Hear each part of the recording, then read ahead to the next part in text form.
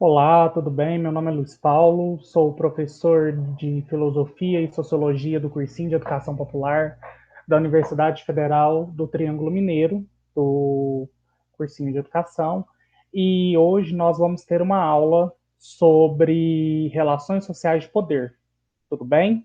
Então eu vou estar colocando aqui na minha apresentação para vocês, tá certo?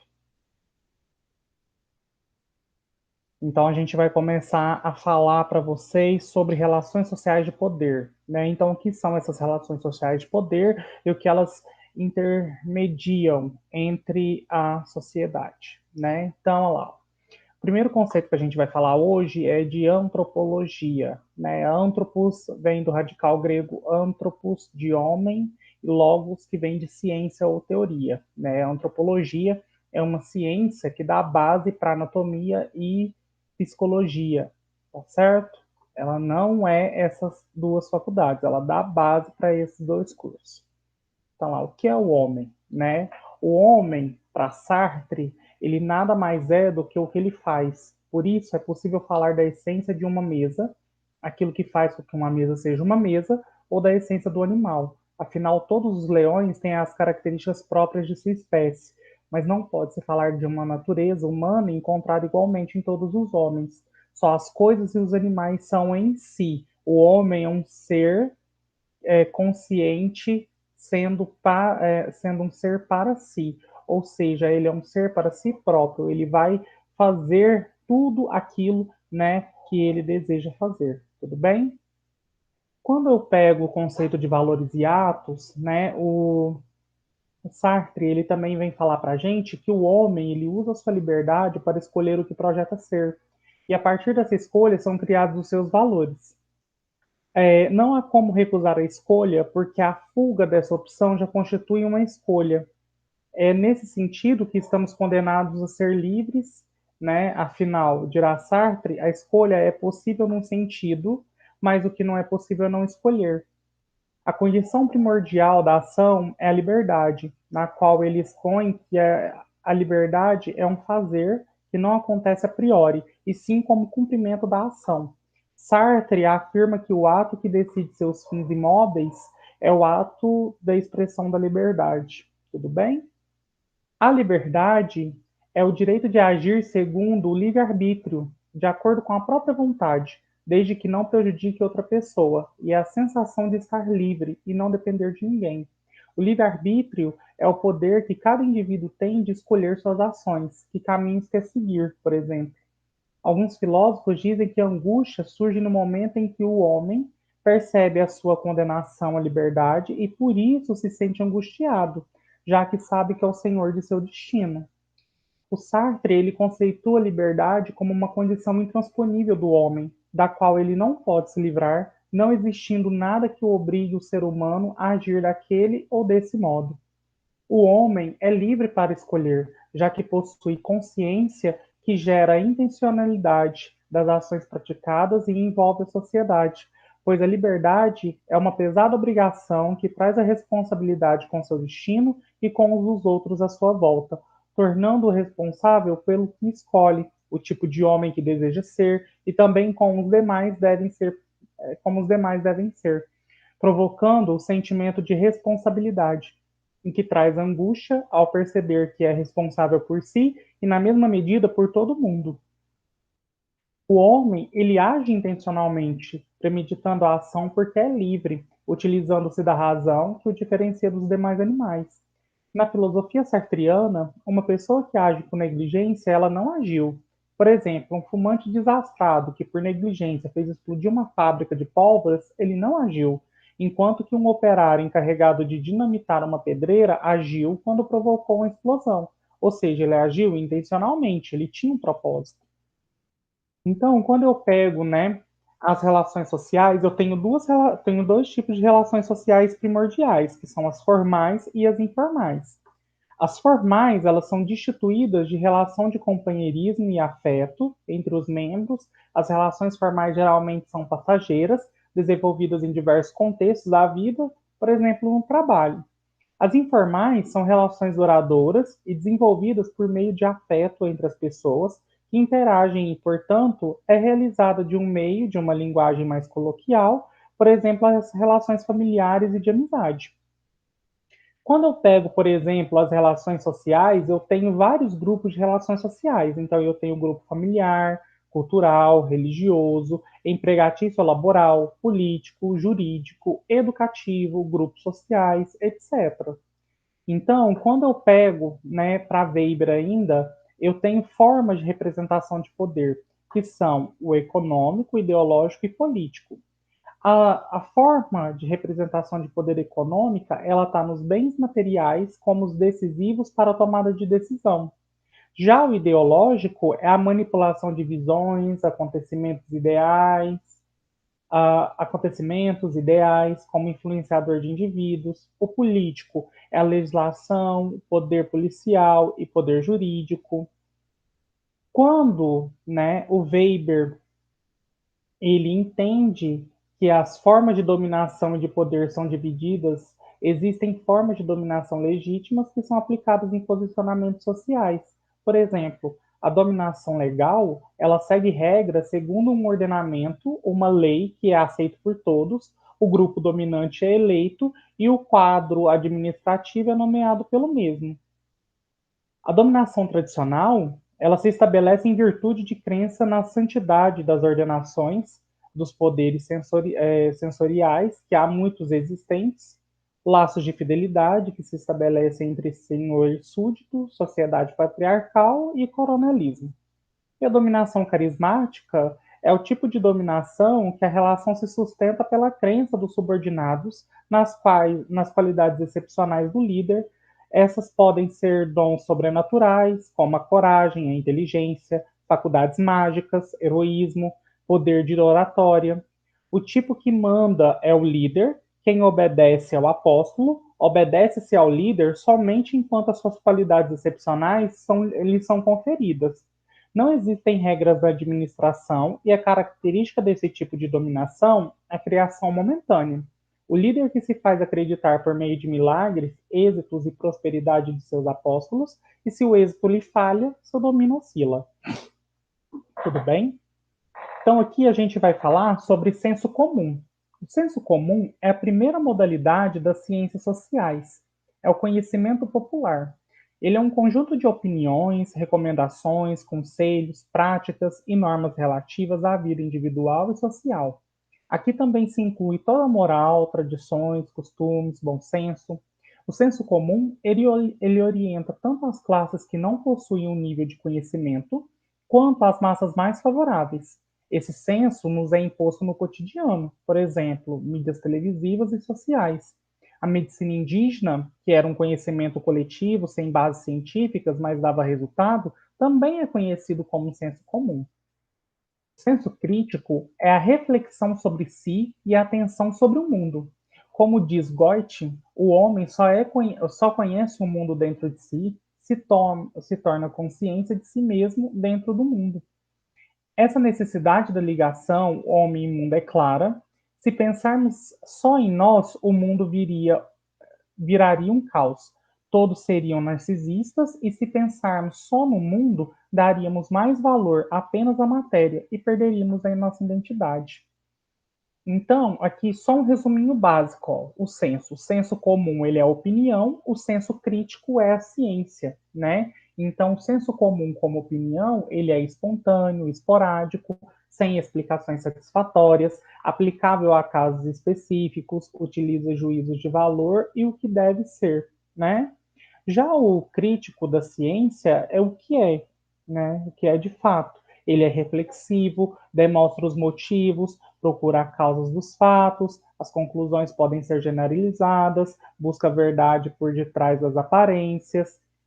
A ciência, ela é fonte de conhecimento mais confiável para a compreensão da realidade, porque ela é questionável, ela é falível, ela baseia-se no pensamento crítico e não aceita o senso comum.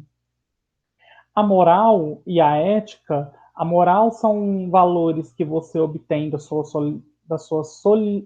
socialização, desculpem, primária, advindo da família e pode ter preconceito, né? O pudor é um valor de coerção moral difundido pela religião. E a ética pode não vir com a moral. Ela seria como tratar o homem por ser homem, sem ter um pré-julgamento qualquer, tá? A deontologia, ela é uma filosofia, né, uma teoria criada pelo filósofo e jurisconsulto inglês, o Berkman, né? A filosofia que indica o que deveria ser, o que deveria considerar como bom e o que é aquilo que deveria qualificar como mal e negativo. Isso quer dizer que cada profissão, ofício ou âmbito determinado pode ter sua própria deontologia, que indica o qual dever de cada pessoa, certo? Ah, e aí a gente tem dois casinhos, né, para vocês. O que você faria, né, no choque de cultura?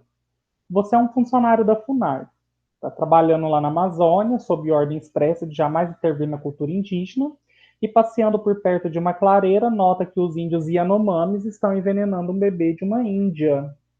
O que está em prantos, né? Que ela está em prantos. Você impediria a morte desse bebê? E aí vem aquela velha história, né? O que eu faço? Né? Eu uso a moral ou eu uso a ética, né? E aí é que a gente tem a resposta. O que vale mais, a vida humana ou o respeito às tradições de um povo? Se você acha que é certo é deixar a cultura acontecer, é um relativista cultural. Se você considera o valor da vida maior do que a das culturas, é um absolutista moral, como o Papa Bento XVI. Tudo bem?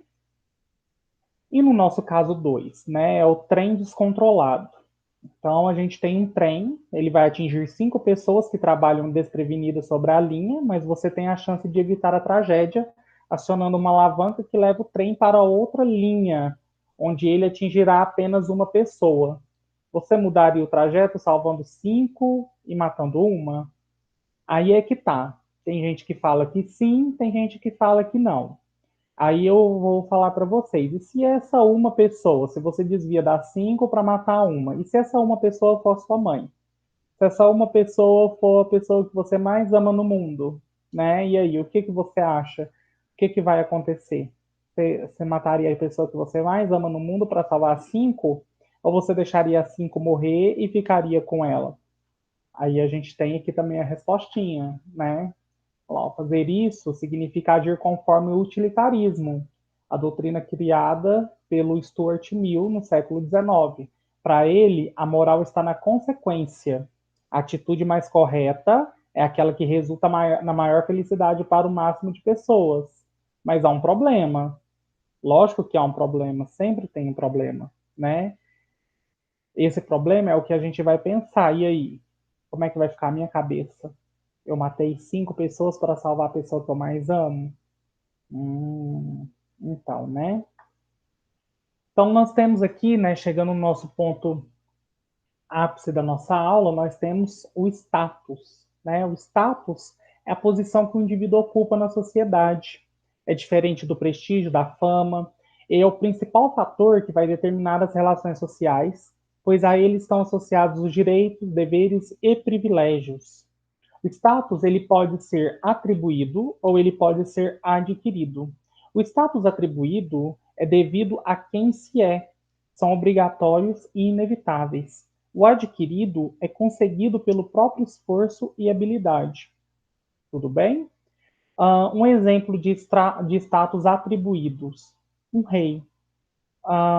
O rei ele não escolhe, né? Quando você tem uma coroação, você não escolhe. Você está numa linha de sucessão. Você é um príncipe, vai se tornar rei, né? Então ele é obrigado, ele é inevitável, a não ser que ele recuse a coroa.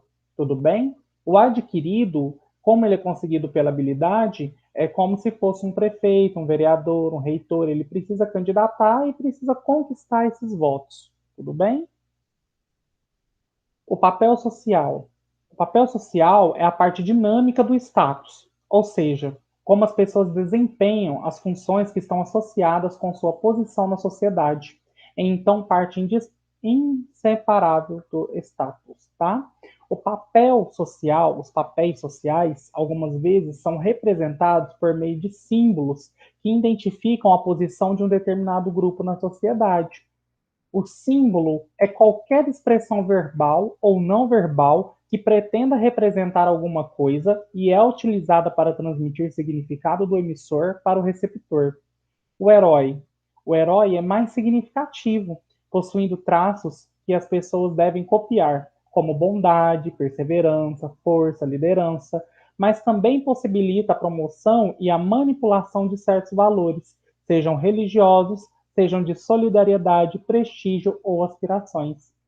Quando a gente pega a distância social, são os graus de domínio ou poder do status. Por exemplo, quando eu pego a distância social na sucessão do Poder Executivo Federal, eu tenho o presidente da República, o vice-presidente, presidente da Câmara dos Deputados, presidente do Senado e presidente do Supremo Tribunal Federal.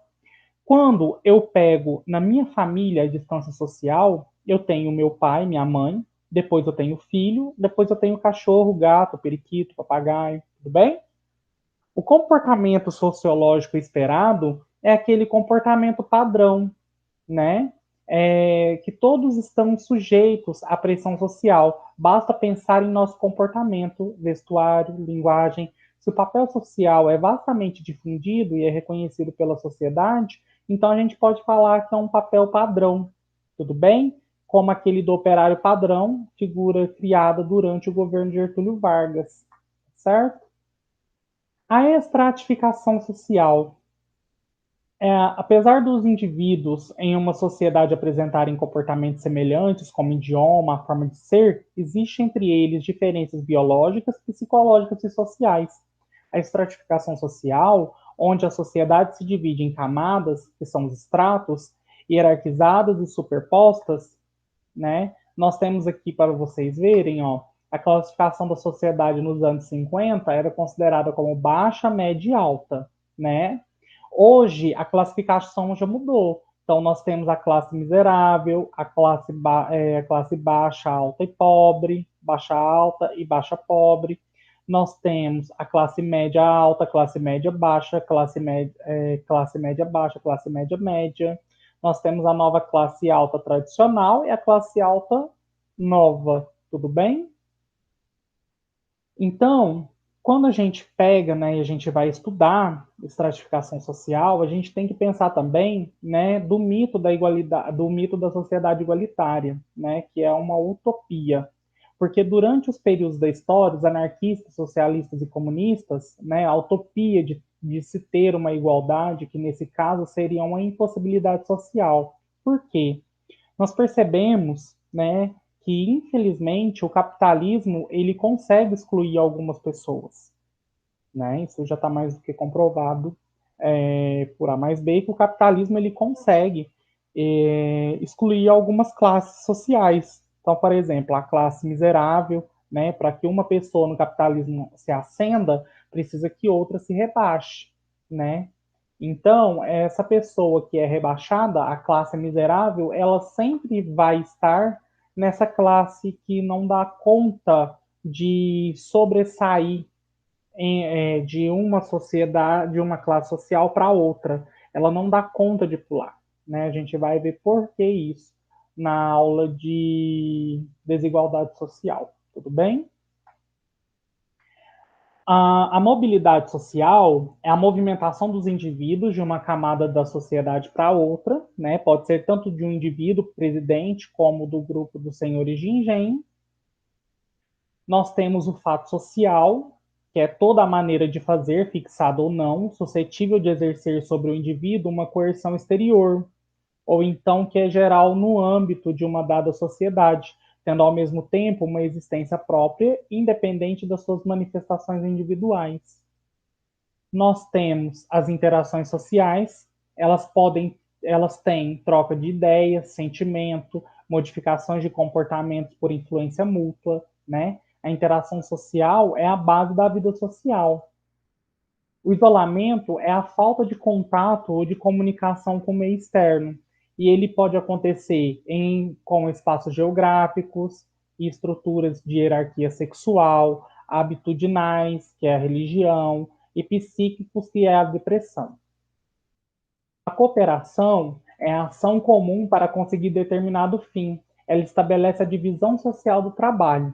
Ela pode acontecer tanto em cooperativas, mutirões ou em trabalhos em grupo. A competição é a disputa e vantagens sociais que são limitadas, sendo uma característica da sociedade capitalista, onde a competição é um estado permanente. Um estágio intermediário seria a rivalidade, quando um grupo opositor passa a ser explicitamente reconhecido. O conflito é o estado onde os competidores buscam a eliminação dos outros competidores. Geralmente é mais consciente e mais transitório. Existe o consumo de recursos importantes para a sociedade ou para o grupo. Caracteriza-se por um estado de tensão social, predomínio de emoções pessoais, como o ódio, e podem ser de fundo racial, econômico e político. E aí a gente chega aqui num outro ponto da aula, né?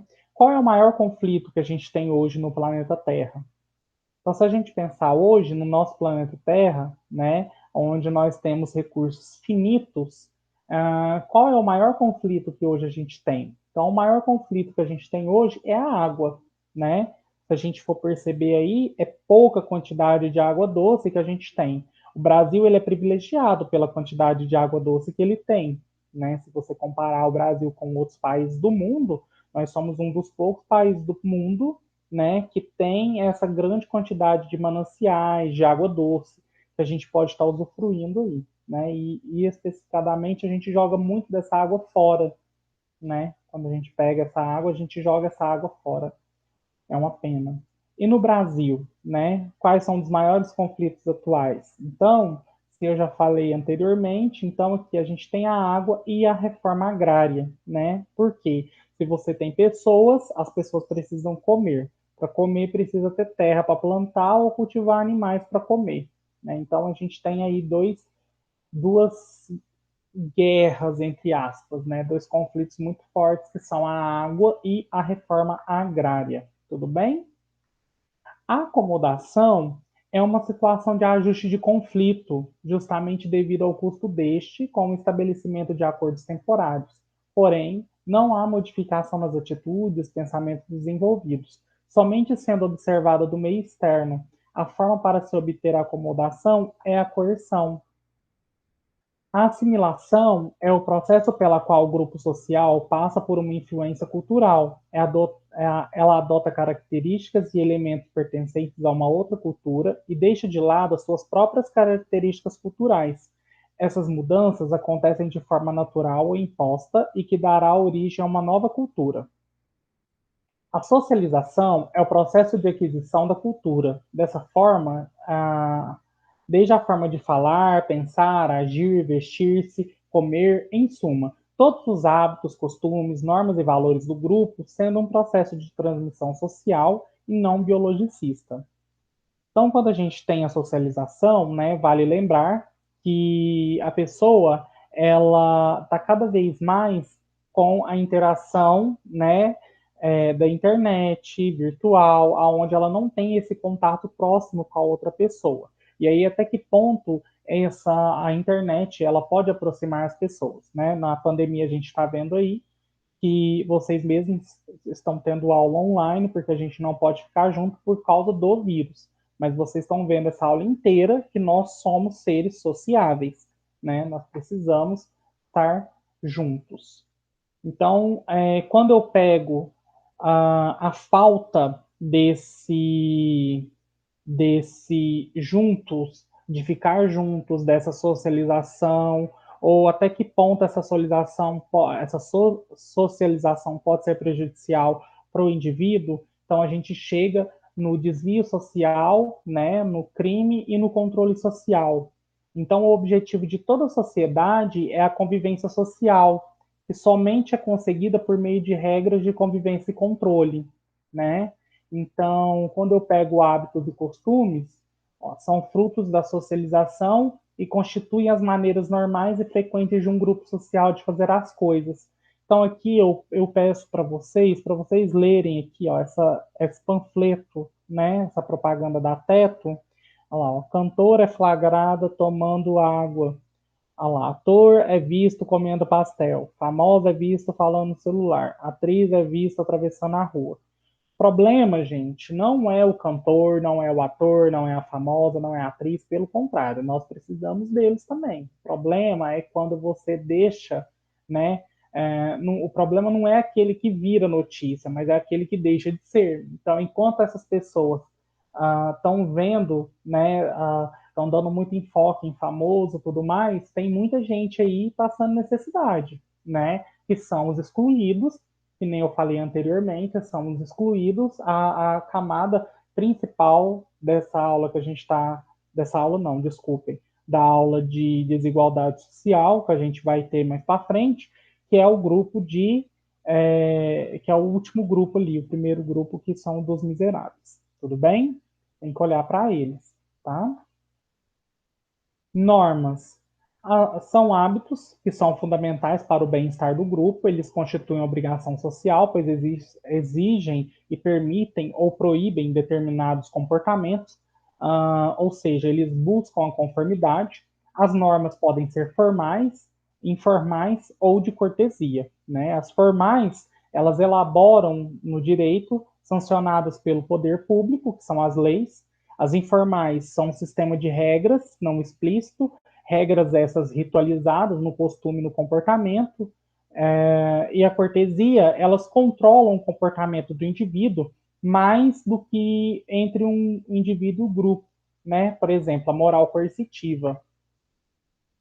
Quando eu pego o controle social, né, eu tenho de definição dele que é a busca para fazer que cada indivíduo desempenhe seu papel, utilizando técnicas estratégicas específicas para regular o comportamento humano. Então aqui eu tenho umas normas, né? Então aqui eu tenho formal, informal, socialização, pressão do grupo, sanções, sanções são leis, tá? Toda sanção é lei. Desvio social é o afastamento em relação às normas, violação das regras sociais e quebra de valores. O desvio social é universal, observado em todas as sociedades, mas assim como os valores profundamente culturais, em algumas culturas primitivas, canibalismo, desculpa, canibalismo é uma virtude, tudo bem? Canibalismo, o ato de comer, se alimentar da mesma espécie. A marginalidade ocorre quando o indivíduo fica à margem do grupo. Nessa ocasião, ela cria-se um sistema alternativo de normas. A grande dificuldade do problema social da marginalidade é reinserir os marginalizados na sociedade, né, que implica, portanto, um processo de ressocialização. Então eu tenho aí, né, uma pessoa uma pessoa que está às margens da sociedade, um marginalizado, tá? Nem sempre é bandido, tá? Vamos colocar isso na cabeça de vocês. Nem sempre o marginal é bandido, às vezes o marginal é um mendigo, tá? Um mendigo não, desculpem, um morador de rua, tá certo? Por que a gente não pode falar mendigo? Porque mendigo é uma palavra pejorativa, né? É uma palavra pejorativa, tudo bem? Eu não sei se morador de rua também é, tá? Se foi, eu peço desculpas. Eu não sei, porque eu vi esses dias para trás a minha amiga falando, um outro termo que eu ainda não, que eu não lembro aqui agora, tá? Mas tem outro termo também para morador de rua, que é mais, ele cabe mais, ele se ajusta mais à qualificação que essa pessoa tá fazendo. Ele se faz mais jus do que a palavra morador de rua em si, tá bom? Porque morador de rua, ele agrega muito um preconceito, né? Se você for ver, ele agrega muito um preconceito quando a gente fala morador de rua, né? Um marginal. Então tem outra palavra aí também que está vindo. Eu posso estar pesquisando e posso estar vendo, tá? Passando para vocês mais tarde. Eu tenho crime, né? Que é um tipo específico de desvio de normas sociais, no qual aquelas estabelecidas por lei. O crime para Durkheim é normal, porque uma sociedade isenta dele é impossível, e já que constitui uma ofensa a certos sentimentos coletivos, Para que deixasse de existir, seria necessário que os sentimentos que chocam se encontrassem em todas as consciências individuais e possuíssem a força necessária para conterem os sentimentos contrários opostos a um ato criminoso, tá? O crime, ele não desapareceria, mas apenas mudaria de forma. Seria a própria causa que assim eliminava as origens da criminalidade que viria a gerar novas fontes desta. Para os assassinos desaparecessem, né, para que os assassinos desaparecessem, é preciso que o horror pelo sangue vertido se acentue nessas camadas sociais de onde provém os assassinos. Mas para que isso aconteça, é necessário que a sociedade global se ressinta do mesmo modo. Tudo bem? Ou seja, para parar de acontecer crime, precisa que na sociedade que mais tem bandidos, né? Ah, por que existe bandido? Né? Porque existe uma pessoa que ela quer ter aquilo que a maioria tem, mas como ele não consegue pelo caminho normal, que todo mundo trabalha e tudo mais, ele vai fazer o quê? Ele vai roubar, certo? Só que, para que ele não roubasse, o Durkheim fala, o que aconteceria? A sociedade inteira precisaria ver que aquele indivíduo está roubando porque ele quer ter aquelas mesmas coisas. Mas